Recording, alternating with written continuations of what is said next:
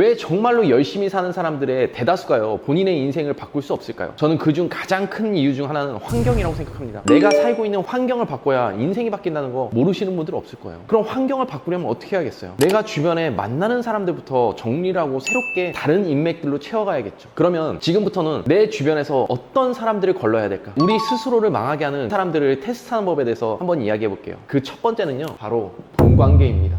작은 돈 거래나 내기를 해보세요. 그럼 그 사람의 인성은 바로바로 드러납니다. 돈 앞에서 인성을 감출 수 있는 사람은 생각보다 많지 않거든요. 제가 20대 때 일찍 사업을 했고요. 작은 돈을 만지게 됐습니다. 그러다 보니까 주변에서 돈을 빌려달라는 친구들이 정말 많았어요. 20만 원, 30만 원, 크다면 크고 작다면 작은 거래일 수 있죠. 그런 돈 거래를 정말 많이 해봤거든요. 그런데 단돈 20, 30 때문에 10년 넘게 친구로 지낸 저를 차단하고 잠수 타는 그런 친구들이 정말 많더라고요. 돈 안 갚는 사람들을 왜 조심해야 되냐. 제가 30만 원 때문에 10년 넘게 연락을 안 했던 친구가 있었는데요. 그 친구가요 차를 사고요 내비게이션을 하고 자기 차에 튜닝을 하더라고요. 근데 내 돈 30만 원 안 갚는 거야. 너 내 돈 왜 안 갚니? 쉽게 그거 얼마 되지도 않는 거 가지고 왜 그러냐. 그 친구는 인간 쓰레기인 겁니다. 대부분의 돈을 안 갚는 사람들은요 이런 식으로 돈을 갚지 않아요. 내가 쓸 거를 줄여서 돈을 갚아야 되는데 그게 아니라 내가 쓸 거 다 쓰고 그 다음에 남는 돈을 줄게. 그러니까 갚을 돈이 없는 거예요. 저는 돈 없어서 돈을 안 갚는 사람 본 적 없습니다. 대다수의 사람들이요 갚기 싫은 거예요. 아직 내가 써야 될 것들이 많이 남아있거든요. 상대방이요 그 돈을 벌기 위해 얼마나 노력을 했는지 지금 상대방 사정이 어떻든지 전혀 관심 없다는 거예요. 자기 혼자서 잘 먹고 잘 살 그런 인간이기 때문에 남의 등에 칼을 꽂을 수밖에 없는 그런 사람입니다. 그리고 두 번째는요 바로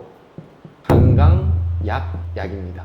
예전에 미국의 대형 회사들은요 CEO들이나 임원들을 선발할 때요 꼭 식당을 함께 데려갔다고 하더라고요. 왜냐면 웨이터들, 본인에게 목소리를 내기 힘든 약자들에게 어떻게 대하는지를 보기 위해서 항상 식당을 데리고 왔었대요. 저도 최근에 알게 된 사람이 하나 있었는데요 사업도 잘하고 괜찮은 사람 같더라고요. 그런데 저랑 이제 식당을 갔는데 그 사람들을 부를 때 어이 저기 여기 이렇게 부르더라고요. 되게 무례해 보였어요. 왜 사람들을 저렇게 부르지? 저기요 실례합니다 뭐 이런 식으로 할 수 있잖아요. 그리고 음식을 더 갖다 달라고 할 때 반찬 좀 더 주시겠어요? 대부분의 사람들은 이렇게 하지 않나요? 근데 이거 반찬 좀 더 갖다 줘? 반말을 쓰면서 너무 무례하게 행동하더라고요. 저 정말로 그 식사 자리 이후에 만나자고 연락이 와도요 제가 이날은 스케줄이 있어서요 바빠서요 이런 식으로 계속 거부하거든요. 자신한테 목소리를 내기 힘든 사람에게요 함부로 막대하는 건 지능의 문제라고 생각을 합니다. 그 사람이 어떤 사업을 하고 있건 아무리 돈이 많건 나한테 돈 줄 거 아니잖아요. 근데 굳이 내 소중한 시간을 저는 전능화와 함께 하고 싶지 않거든요. 저는 강한 사람에게 약자가 되고 약자에게 강자가 되는 그런 사람들을 절대로 만나지 않습니다. 저는 강각양양인 사람들을 좋아합니다. 그리고 세 번째는요 주폭입니다.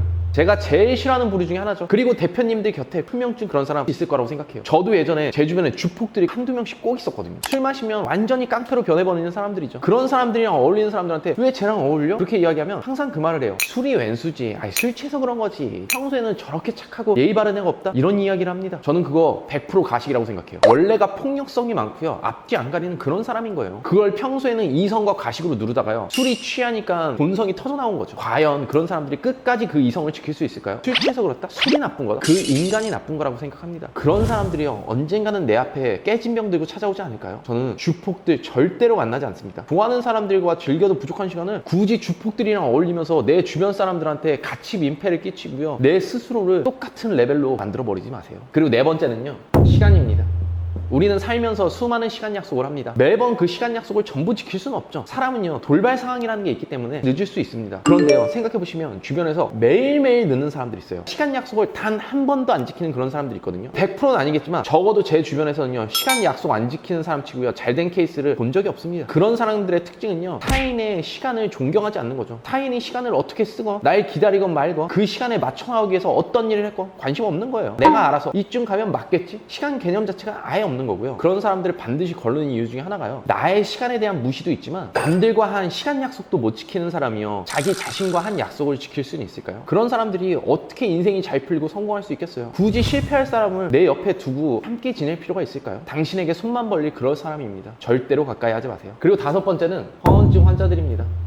주변에 보면 허풍을 심하게 떨거나 허언증 환자들이 있을 거예요. 제가 이런 사람들을 조심하라고 하는 이유는요 허언증 환자들은요 보는 관점이 완전히 다른 거예요. 저는 뇌 구조 자체가 완전히 다르다고 생각을 합니다. 예전에 이런 친구가 있었어요. 그냥 저랑 길을 가다가 다른 사람들이랑 말싸움을 했거든요. 근데 다른 친구들한테 가서는 3대1로 싸워서 자기가 이긴 신하가 돼버리더라고요. 어떻게 똑같은 상태를 보면서 그렇게 이야기할 수 있지? 이걸 과연 허풍이라고 이야기할 수 있을까? 저는 그렇게 생각해요. 수많은 사기꾼들이 허언증 환자 아닌가요? 자기의 행동을 부풀리고 말도 안 되는 것들을 이야기하고요 자기가 뱉은 말을 절대 지킬 의지가 없는 사람들을 바로 허언증 환자라고 이야기하는 거죠. 일반인이 아니라는 거죠. 굳이 일반인 아닌 사람들을 가까이 하지 마세요. 결국에는 당신에게 사기를 칠 사람이니까요. 그리고 여섯 번째는요 뒷 뒷담화하는 사람입니다. 우리는 살면서 남의 뒷담화를 안 할 수 없어요. 저도 남의 뒷담화를 합니다. 그런데요, 어딜 가거나 남의 뒷담화만 하는 사람들이 있어요. 그런 사람들의 특징은요, 당신의 매출, 시스템, 마케팅, 화법 더 이상 고민하지 마세요. 저의 원데이 특강에서 제가 전부 다 해결해 드리도록 하겠습니다. 참여 방법은 본문이나 댓글 링크 클릭해주세요. 굉장히 부정적입니다. 상대방의 장점을 볼 생각이 전혀 없는 거야. 상대방을 어떻게 꼬투리 잡아야지? 이 부정을 찾아내서 또 부정을 만들어냅니다. 굳이 좋은 자리에서 배울 걸 이야기해도 부족한 판에 왜 남의 욕을 하지? 저 사람이 잘못한 게 있다면 반면교사에서 나는 저렇게 살지 말아야지, 이렇게 하면 되는 거지. 어떻게든 잘못한 걸 찾아와서 다른 사람들에게 전파할 필요가 있을까요? 과연 그 사람이 내 욕은 하지 않을까요? 저와 함께 지내면서도 저의 좋았던 부분들은 전부 빼고요, 나빴던 부분만 캐치해서요, 다른 사람들에게 끊임없이 이야기할 거예요. 또 그런 사람들 특징이요, 녹음기도 아주 잘 갖고 다니죠. 주변에 꼭 녹음기로 제보하는 사람들 있잖아요. 어떤 유명인의 문제가 터졌을 때 제보를 하는 건 결국 다 주변 사람들이거든요. 이런 사람들을 거르지 않았기 때문에 나와 대화하는 걸 녹취한다는 것조차를 인지하지 못하는 거예요. 그리고 이런 사람들의 특징이 또 뭔지 아세요? 제가 제일 싫어하는 거, 저희 와이프에게 절대 안 보여주려고 하는 모습. 앞과 뒤가 다른 모습이거든요. 내가 집에 와서 와이프한테 오늘 만났던 사람을 욕할 수 있습니다. 근데 다음에 만나서 존경하는 형님, 너무 뵙고 싶었습니다, 내가 너무 사랑하는 우리 동생, 이렇게 하면 우리 와이프는 나의 그런 모습을 보면서 어떻게 생각을 할까요? 우리 오빠는 참 타인과의 관계를 잘하네? 이렇게 생각을 할까? 아니면 어떻게 앞과 뒤가 저렇게 다를 수 있지?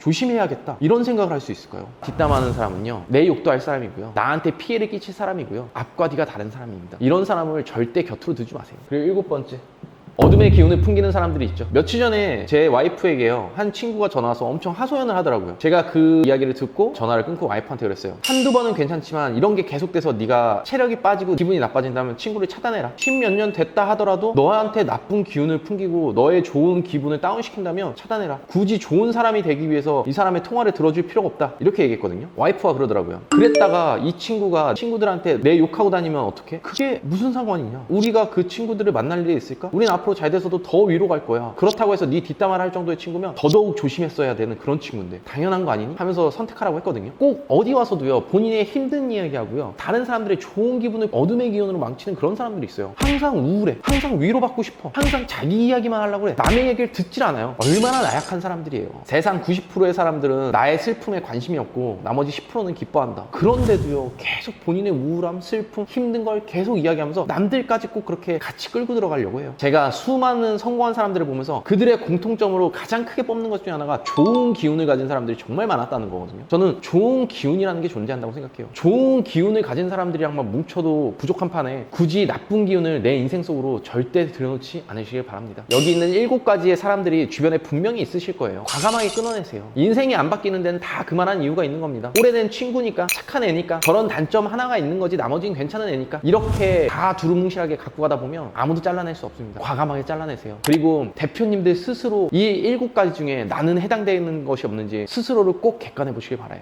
아직도 안대장TV를 구독하지 않고 계신 분들이라면 구독 버튼 잊지 마시고요. 우리들의 더 나은 삶을 위해서 다른 영상들도 꼭 시청하시길 바라요.